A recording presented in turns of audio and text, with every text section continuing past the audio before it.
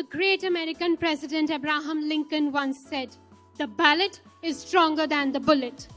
But have you ever wondered why in India the overall voter turnout hovers just around 60 to 70%, while that in many countries even goes above 90%, though we claim to be a democracy?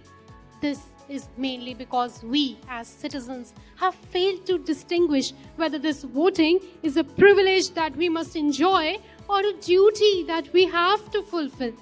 A very pleasant morning to all present. Today, I, Maleeza, stand before you to enunciate a baritone argument on the topic, the right to vote. Is it a privilege or a duty?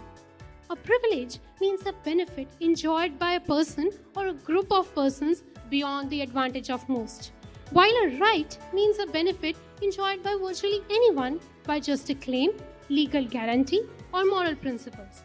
So, the right to vote, if called just a right, might indicate something that has been bestowed on us without any efforts of our own. But what about those who laid their lives on the line to forge and configure this right for us? We have to call it a privilege as has been bestowed on us after a long history of struggle, right from the suffragette movement to the civil rights marches. We have won it by struggle and have paid our blood, sweat and tears to get it. So, it is much more than just a right.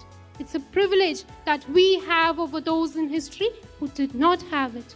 We have been advantaged over our ancestors as we have been given this power in the name of vote to shape the world, nation, ignite revolutions and have our voice.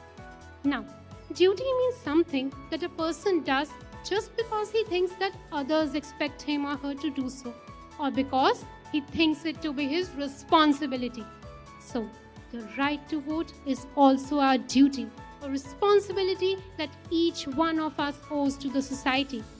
We prefer democracy as the best form of the government, and we know that it is the government of the people, for the people, and most importantly, by the people. So voting is the oxygen of democracy, and democracy thrives only when citizens actively engage in it. Thus, when we abstain from vote, we surrender our voice and allow others to decide our fate. Voting is the life and blood, wool and warp of democracy. So it is a duty on us towards the society, the country, and the generations to come. But wait, we must not consider it as a compulsion that has been imposed on us, because we know that with every right comes responsibility. So the right to vote is also a responsibility on us to shape the world and the nation around according to our opinion. Therefore, we can righteously summarize the right to vote both as a privilege and a duty. It's a privilege that has been bestowed on us after a long history of efforts and scuffle.